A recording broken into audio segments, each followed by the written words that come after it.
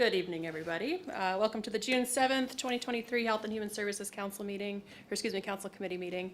We are here in Everett City Council chambers, and folks are welcome to join either remotely through the YouTube channel, or they can join in person here in Council chambers. However, we do not accept public comment during our committee meetings.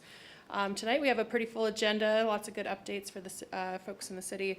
I will be receiving an update about the public bathroom program update, the county shelter grant, the ARPA Q2 briefing, and we'll have a general update from Julie Willie, and then we'll also chat a little bit more about proposed agenda items and upcoming meetings. So let's kick things off with a public bathroom update, and I believe we have Jeff Ferris here, the Assistant Facilities Director, to share more about that. Yeah, thanks for having me.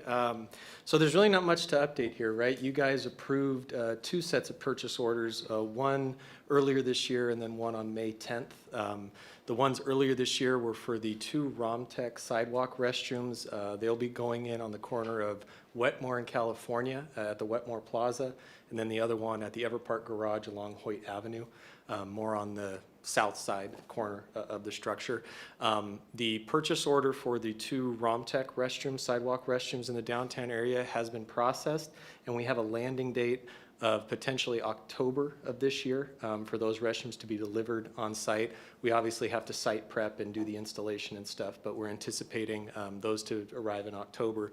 The third restroom, which is the EMB restroom, a little bit more robust, not just a sidewalk restroom, but we'll have family facilities and stuff like that, and a storage facility. That was approved on May 10th, that purchase, but there was some language that conflicted with prevailing wage requirements and installation. Our procurement manager wanted to eradicate all language around installation for the vendor that we're purchasing the restrooms from, the manufacturer, which is Public Restroom Company. I saw an email today that they had just sent back the agreement, the edited agreement, I think signed. So hopefully our procurement manager will review that and then sign off on it and then cut the purchase order so we can get that restroom ordered and on the way here. These restrooms, especially the one at the EMB, has about an 8 to 12 month lead time, and I am shooting for May of next year to have these installed, so that way the farmers market has its new permanent storage facility and family restrooms on that corner in the north lot where that event's held. And so getting these ordered sooner and hoping that they can get them built and then delivered and then us prep the site and everything, I'm really shooting for May of next year. For sure the Romtechs will go in by that time, but depending on the supply chain issue or the delay in delivery of the EMB restroom, that one may go later, but I'm shooting for May of next year for all three to be installed and functioning and ready to serve the public. That's great. Julie, did you have anything you wanted to add? No, I'll just remind everybody that the restrooms are becoming a dream to a reality thanks to the COVID recovery funds and certainly the additional $250,000 from Councilmember Dunn and her allocation to that as well. So $1.5 million is the total project budget. Great. So then I didn't ask for this ahead of time, so I don't expect you to have the dollars available, but are we getting close to that 1.5 million? Because I think originally we had talked about a range of anywhere from 4 to 6 different toilets, and we were hoping to have some put in at Clark Park as well. So I was curious about where we are on those other toilets not mentioned. I mean, I'm going to give you really kind of high level numbers, but that I can remember here. The Romtech restrooms are about $140,000 a piece, so that's about a $280,000 to $300,000 cost. The EMB restroom, a little bit more expensive, a little bit more into it. You're looking at about $350,000 to $370,000 in that range. So if we go to, what is that, 280 plus 370, was that 630, 640, something like that. And then we anticipate the installation to be around $500,000 for all three restrooms in the $500,000 to $600,000 range. Again, that's through our job order contracting procurement process. And so you're right about there, right? We're going to be spending just north of $1 million. Haven't gotten the quotes back yet for the site development and the installation of the restroom, so we're still waiting on that piece. The intake form is in. We're going through the process for procurement. So we'll be right around that figure, hopefully a little south of it as we like to be in facilities, but but right around that number. You're on track. And the Clark Park decision to pause that was because of just other conversations that the Parks Department was having with that, as far as potential improvements, inclusion of neighborhoods, to really decide, like, is the best restroom for Clark Park a toilet only? Yeah, a sidewalk restroom, or a more, a traditional park restroom. So we just kind of pushed that forward, knowing that we wouldn't have enough money to accomplish it all. Oh, and just about the Clark Park, it's kind of a phase 2 thing, right? So we haven't completely written off or putting a restroom at Clark Park. It's just due to budgetary restrictions. Okay, those ones are probably not servicing the downtown as much as these other 3. So we're going to do these first 3 in a phase 1, and then we're going to be looking to add a restroom eventually at Clark Park in the future. Question? Sure. Long-term maintenance fees, these are low maintenance? Yeah, so if you could make a comment on that, thank you. Yeah, very low maintenance, especially the sidewalk restrooms. There'll really just be a toilet, hand sanitizer station, most likely no running water other than the toilet itself, and then some heat tape so that we can keep these open all year long, and have it be a service even in the wintertime. The one at the, and we have staff already planned and figured out to maintain those and service them and those types of things. The EMB restroom, a little bit more maintenance on that side because there's just a little more features on that, sinks and a storage area and electricity and things like that. But nothing that our current staff can already handle, and we have custodial staff planned already on those routes and everything to open and close the restrooms and maintain and service them. For the installation contracts, will it be the same group of folks that are doing all of the installations? Is that a city project, or will we be contracting that? Yeah, no, so that's going to be through our job order contracting, and that'll be Burton Construction, who's been the contractor selected through that process. And it will be the same all the way through for all 3 sites. Great. Yeah, I think with the Clark Park project too, or the, with the potential for public. Gazebo and a dog park. Right, yeah, the dog park is what I was thinking about. Sure. So, and the, the tennis courts that are already there as well. I think it's helpful as a person who goes to a park with children to have a toilet nearby. So if there does end up being a tremendous savings, and if it's the same group that's doing all of the other installations, I think that'd be a good spot for an additional toilet, so. My other question too is just where we're at with the county on accepting the grant dollars. They are in the process of developing the contract for us, and because it's not a perfect number, they wanted to purchase capital costs, and so they're going to end up probably purchasing like 1.8 ROMTech restrooms, and so we are just awaiting their staff person to come back from being out of town, and then are anticipating getting that contract. Okay, great. Great. Any more for public? Oh, I have one last question about with the security and maintenance for the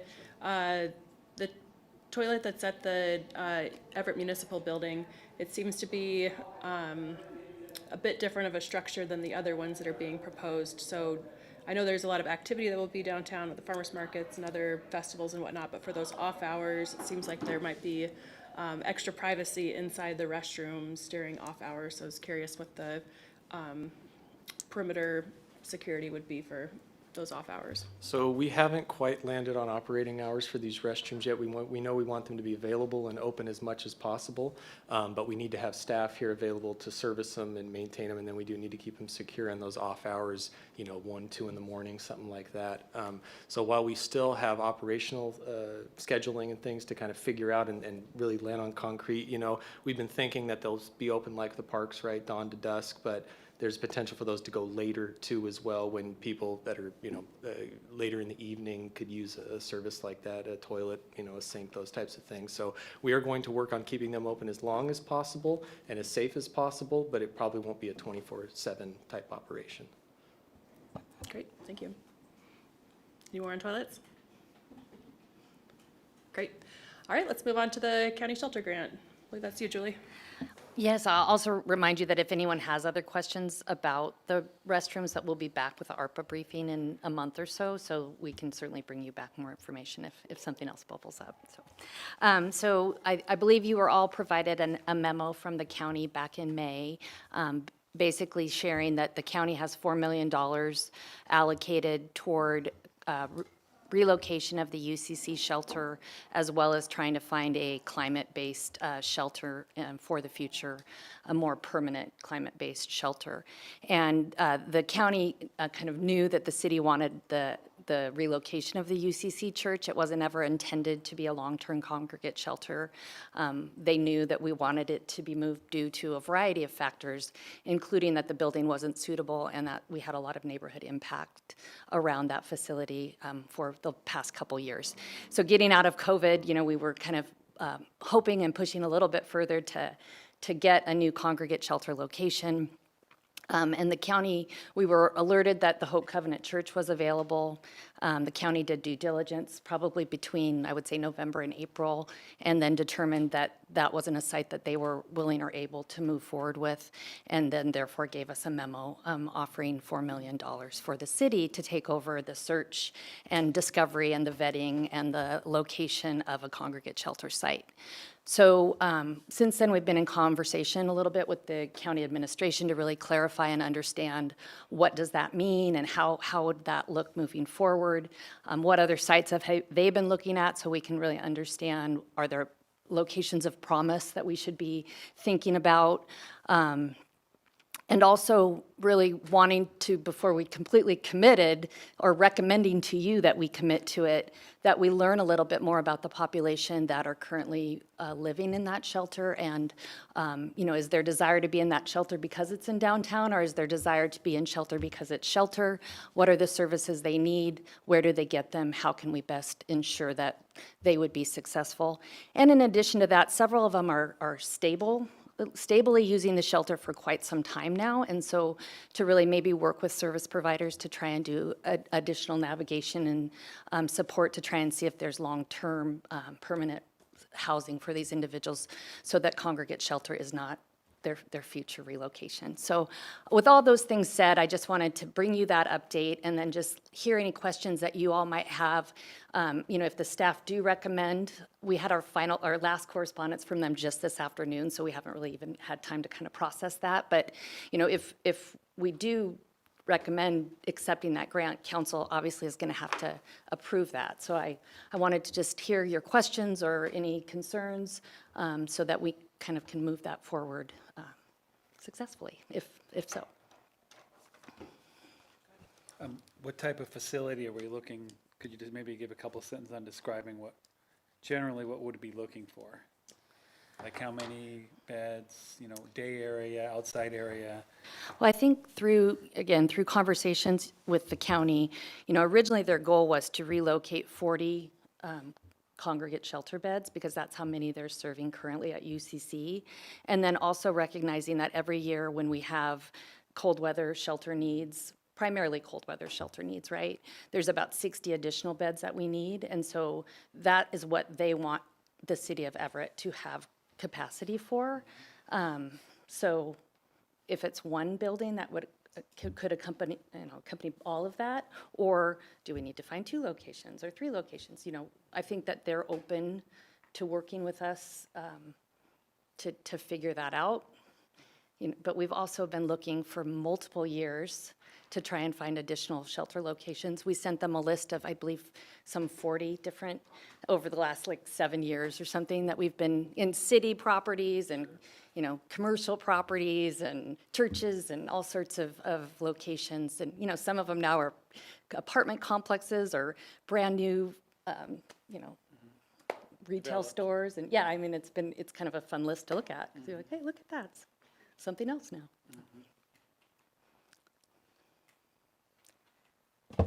So we had previously talked at one of our earlier meetings with regards of trying to get kind of an assessment of the needs that we had and gaps in our system. With this particular shelter, as we know,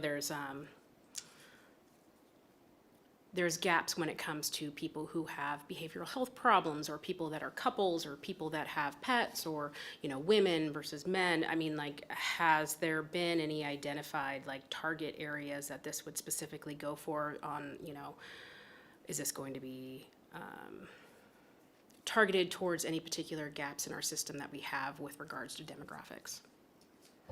Well, that was one of the clarifying points that we wanted for the county, that this was actually just to replace the 40 existing beds that are downtown Everett with individuals who are, you know, living without permanent shelter. And again, that's why we want to go in and understand what the population, what their needs are, what is keeping them in congregate shelter. You know, do they need treatment? Do they need mental health support? Do they need medical care? We don't know that information yet because it's been a county-run program. And we know we need all types of shelter, and I know you've asked for that before, but it's a very difficult thing to just give for the city of Everett. When we have probably 50% of the people that we're serving are Everett residents, and 50% are county residents or state residents or people that have come from other places. And so, yeah. Well, it's helpful to know sometimes, with regards to the gaps in the system, if we're going to be providing these services here, to know that, like, other areas in Snohomish County are targeting this population or have these resources available, so there's a bigger gap here. So I think the earlier questions are kind of derived from that, figuring out where the biggest gaps were and the biggest service areas of need were. But did we ever hear anything from the county as far as, did we have reach out there?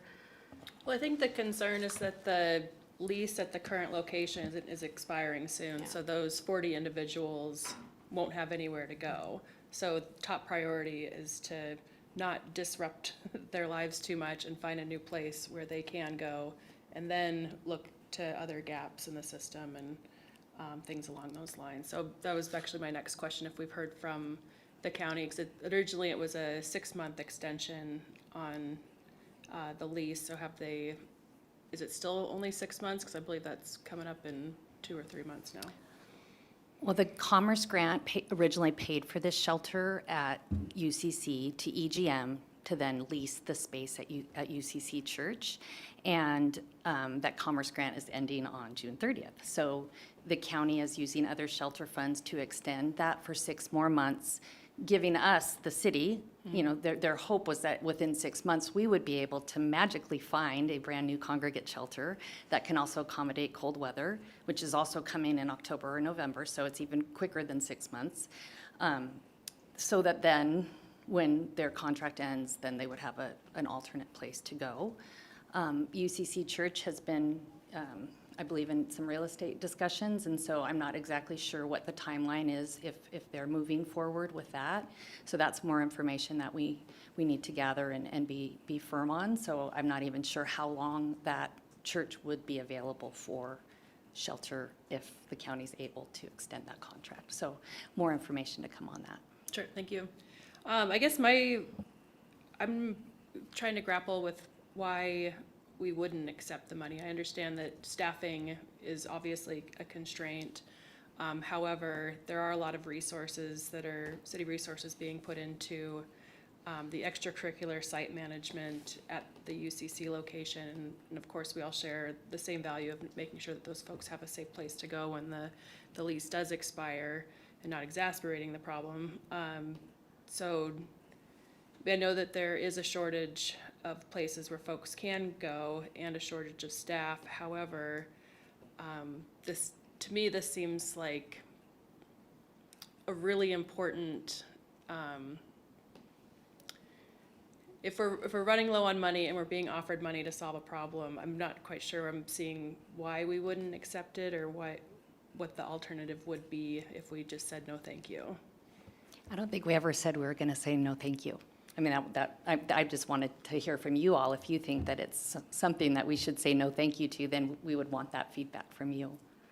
Oh, I thought you had said that something different, so, okay. No. Go ahead.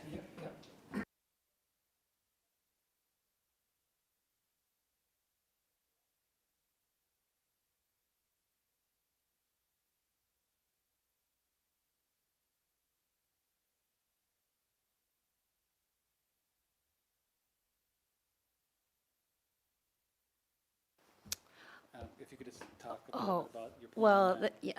Oh, thank you. Thank you. Well, most people don't want to hear me, but I'll just read my question. So, oh, do you want to ask that question one more time? yeah, No. so the idea is that perhaps the county facility was purchased a days in by the mall, and that long-term, obviously there are plans, but is that an option, use that as a temporary position, Yeah. building? Yeah. The building isn't in any condition right now to be habitable for people to live in, so, so I don't believe that is a temporary That's it. option.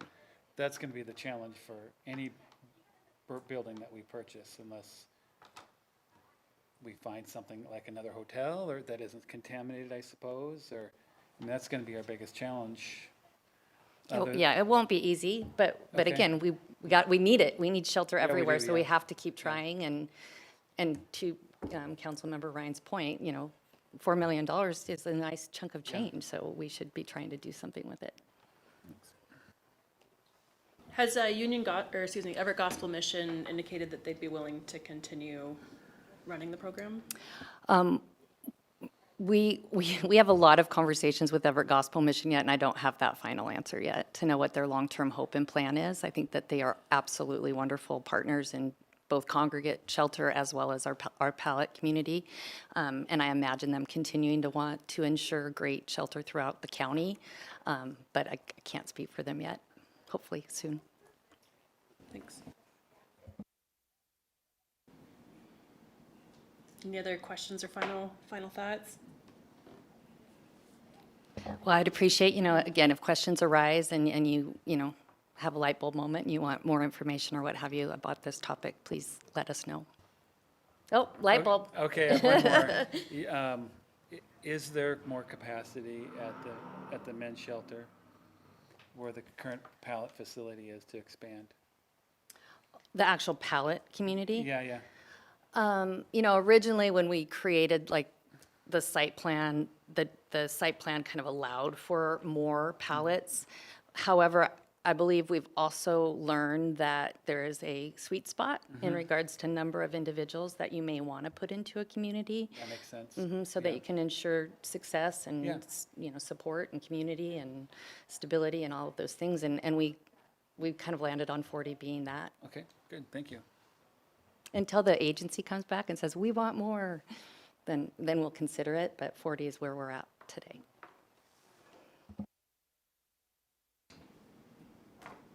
Great. Thanks, Julie. All right, next up, we'll have our briefing, our ARPA Quarter 2 briefing regarding behavioral health and childcare priorities. Well, I just wanted, obviously, last week you allowed for a kind of a fiscal change in how the ARPA funds are being allocated, and now the priorities are still the same, the initiatives are still the same, and we're moving forward on that. As I said earlier, in July, or early July probably, we'll bring you the next quarter briefing about all of the ARPA projects, or COVID recovery projects, I guess we're going to call them now. And we also still have a little bit of funds that hadn't been yet allocated. And so I just wanted to bring that back to you all, that last month when we met as this group, you all asked for $1 million to be brought forward for the support of childcare and kind of workforce childcare. So that will come forward at that next briefing, similar to how we've done it in the past. And then also we had, Mayor Franklin asked that I come to you and share with you that Compass Health has reached out wanting, requesting support. They're at the tail end of their $64 million basically campaign. It's not a campaign, right? They've worked really hard. They've obtained, I think, $26 million from the state. They've got $4 million from the county. They've got a lot of private funding and tax credits and just have done a lot of work. And they've asked that the city of Everett and the mayor supports using $1 million of our COVID recovery funds to support that, the need for increased behavioral health support, and the actual addition of 16 more intensive involuntary treatment beds. So it would really be needed. It's needed in our community now, obviously. And so I just kind of wanted to gauge if you felt like that would be something worthy of using ARPA funds for, or any concerns around that. Well, I'll start by saying absolutely. I agree. Is there anything or any update with regards to the triage of the beds and the lease there? I'm just concerned about that situation. Right, because of their development and having to pause. Yeah. I believe that's just where they're at, that they have to pause until this development is completed, and then that's when the triage beds will come back permanently. What happened with regards to the building they were going to lease that they were going to temporarily have for the triage? My concern is that during this period of, up to 3 years while they're building this, I don't want to put additional stress on Providence ER because the next available crisis triage is up in Skagit. So is there any efforts to help them find a temporary facility here or nearby or somewhere in the county to help mitigate that? Because I believe that was it like 252 beds or something annually that they were, or patients that they were helping triage that are having mental health crisis? Well, often, Compass is a regional provider, and so the specificity of what you're speaking to isn't something that they are just working with the city of Everett. Their contracts are with the BHASO and the state and Medicaid and things like that. So that really would be more of a conversation to have directly with them or with the county. We originally, a year or so ago, I believe they had come and had a small house that they wanted to look into changing. They currently were using it for a different program and they wanted to switch it, but the land use and the community concerns around that facility made the county discourage them from doing that, but that's old news now, and so I don't have any other update. So, sorry. I can find out. I can email you. It's just today, our social work supervisor shared that another facility closed down in Tacoma, which was another unit that they used for people that were in, geriatric age, and so it's just a really sad state of affairs. So my concern is being a necessity that we absolutely need in our city and losing that resource, even if it's just for a temporary period of 3 years, and the stress that would put on our local workforce, public safety, firefighters, whomever dealing with that crisis triage. We don't really have the capacity for them to drive up to Skagit to deal with taking patients up there. I would like to know kind of what the city's plan is to help to try to mitigate. Are they trying to work with Compass Health or any other entities to fill that gap in service? I think that we also are making assumptions that we overuse the triage center, or that it's our staff are actually the ones that are utilizing it. So I definitely need to get some more information.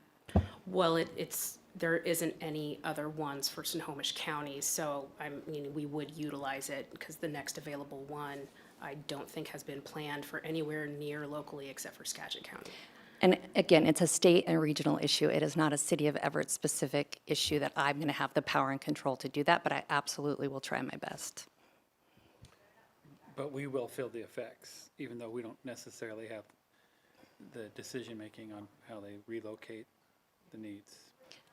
Well, and again, I think that the complexity of the individuals and when you can even use the crisis, you probably know better, when you can actually either voluntarily or involuntarily bring someone to the triage and how long they stay there. And, the system is so broken, and so that's just one piece of the cog that isn't working right now, and is the bigger issue of what we want to learn and advocate for and try and get funding for, which is kind of like the alternative response. The mayor and I just got back from a conference in DC where we were able to be with Georgetown University Law School and New York University Law School to talk about alternatives for response for people that are in crisis and having behavioral health challenges. Well, that fits right in. So what happens when you encounter them? Are you now having somebody having to transport them to, out of the county?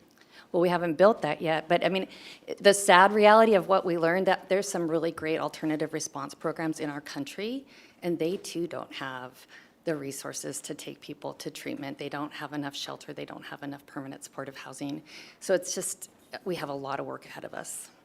Absolutely agree, except for the problem of now we are going to have an additional deficit for the next 3 years. So a lot of investment has been made in building the new facilities, but I'm just concerned that we're not making enough effort towards mitigating just the temporary impact of that for the next 3 years. That's all. Oh, I guess it's still me, isn't it? Okay. All right, so more questions about bringing forth that request? I did have a question about the childcare one. Okay. We can switch. Will that be an RFP process? It sounds, I'm supportive of the money, I actually have 2 questions now. Sort of the money towards Compass Health, but then the childcare one sounds like it's more broad. So is that going to be an RFP process, or is there a program out there that we could award the money to and just have them move ahead quickly? I think that that's definitely a process that we can talk about, knowing that what was important to you was workforce development and childcare, and there are probably very few organizations within our city that are able to provide that for us in a manner that we can do it quickly and get the money out into our community. So, yeah, I think we can do that. And now it's not ARPA dollars, so it will be a little bit easier to. Hopefully, the organization won't have to jump through as many hoops, and we won't have to monitor for as many years, and all of those good things can happen more quickly. Sure. So I guess what I'm getting at is that Housing Hope has a project in the works to do exactly both of those things, to double their childcare seats at their early learning center and have a workforce pipeline for people in the childcare professions. I think it'd be great if we're naming one organization with the behavioral health dollars, then to just move forward with awarding money for Housing Hope to do good work too. Yeah, and I would consider the Early Childhood Center at Everett Community College also. They do the same thing. With the workforce development as well. Workforce. Have they, I know that was on our Yeah. future agenda, were they contacted to come and chat with us? No. Yeah, okay. No. Okay. So you like the idea of actually specifically naming Housing Hope as the award of the $1 million, or up to $1 million. It could be 2 programs. It could be, It's Housing Hope, but it's their Tomorrow's Hope Center. Having a pretty good pulse on what's going on in the county and the area, I'm not aware of any other organizations that are doing anything similar. I'd be happy to put out some feelers, one of my least favorite terms, to see if there is anything else in the works, but as far as I know, I'm not aware of any other projects. I know their project is also addressing the workforce side of things. I know we're all aware of that, but that is a pretty significant thing because it's going to help, some of our folks that are utilizing those services to kind of go in to help supplementing the workforce shortage on that. So, yeah, I'm all on board for that. it seems aligned with what you've been asking for and bringing up and talking about, and so. Anything else?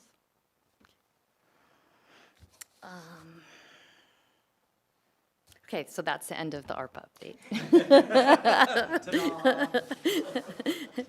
And then, May I ask one quick question, please? Absolutely. So, with regards to ARPA, so since last week we moved the dollars, I've been sharing with folks that ARPA dollars had to be allocated by 2024 and spent by 2026. So are those time restrictions now lifted as well?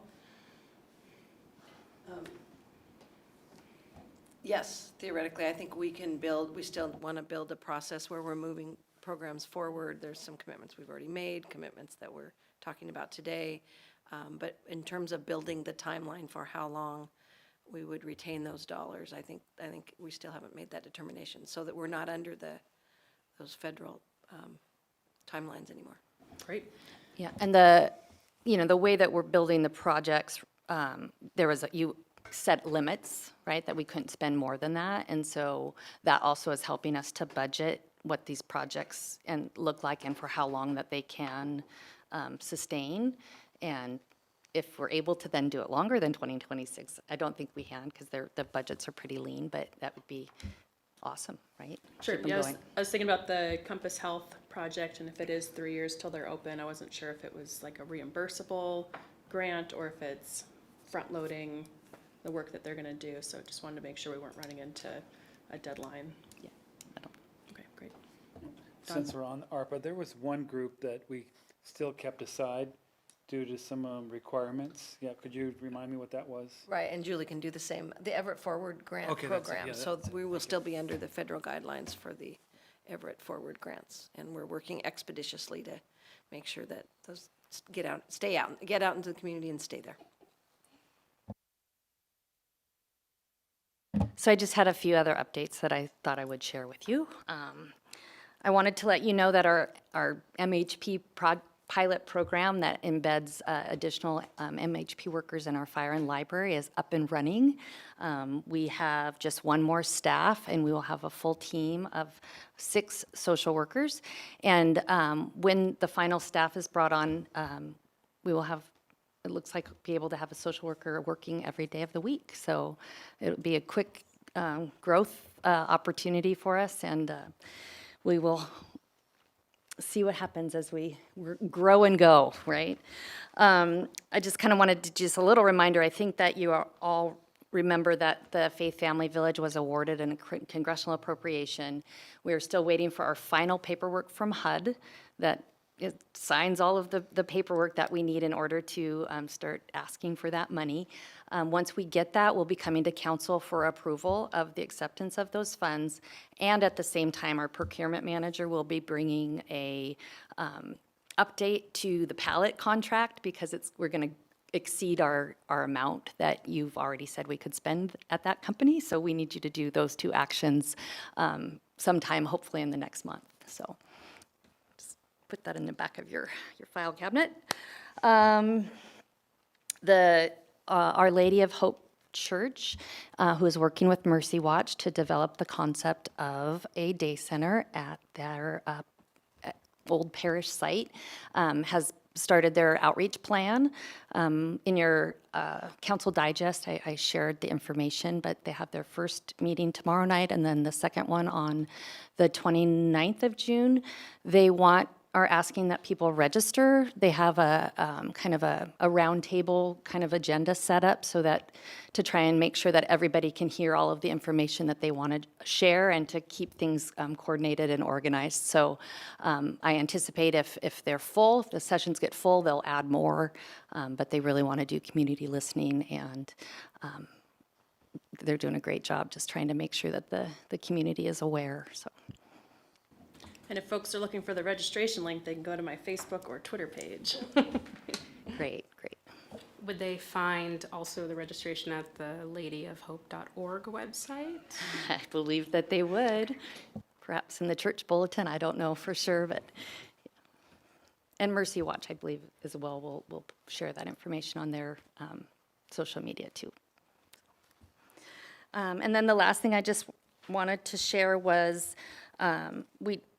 we originally had talked about the buffer zone in this committee, and then the buffer zone kind of got moved to the Safe Communities Committee, and so I just wanted to let you know that we will be doing reminders in the digest, and certainly bring anything to the full council that you need to be updated on. Thus far, we still have no buffer zones in the city of Everett. We are gathering information and trying to ascertain what our recommendations would be to the mayor, as well as updating or creating a standard operating procedures so that we have a clear plan moving forward. So kind of 2 parallel processes at the same time, including really defining our maps and what does that process look like. And then I think we've kind of come to realize that the permit conversation is a little bit bigger than just creating an easy permit. So if we do establish a buffer zone prior to us establishing any kind of new permits, we would just use the right-of-way use permit, which is what we used or use at Smith Avenue for the no sit, no lie. So it's very normal, regular way of doing business. The new kind of event permit for distribution of goods and services is becoming a bigger process with multiple departments really kind of weighing in, and we want to make sure that we end up with the most customer-friendly process, and so it's going to take us a little time. So, for anyone that is listening, if they were wanting to find where they would get the current permit and fill that out, or what the process is, where would they go? Right now, that would be if they want to use the city right-of-way, so sidewalks, that would be a public works permit. So their website has a right-of-way use permit. Unless it's in a park, then there's a special parks permit. But the city's clerk's website has I believe, the connections to the different permits that are on the books. So would that be at everettwa.gov that they would go to, and then the next step would be, is there? Yeah, and again, we don't really, so like people that are doing distribution of goods and services, right now, we don't have a permit. Right now, you would only do it if you were trying to do it in the Smith Avenue no sit, no lie area. Other than that, there's not a current requirement unless you are, right? An event. Yeah, having an event or, So there's not a requirement at the Smith Avenue, or there is? yeah, there is at the Smith Avenue one. That's the public works right-of-way use permit, just like it's always been since it was established. I just had somebody ask me where they would, get a permit because they wanted to hand out water bottles, so. Down on Smith Avenue? Yeah, so where would? Public Works. And that is the everettwa.gov, is that? Yeah. Okay. I'm sorry, I don't have a memory of exactly where to go on the city website, but we can sure send that link. I'm sure if you search permits. Yeah, right-of-way use permit.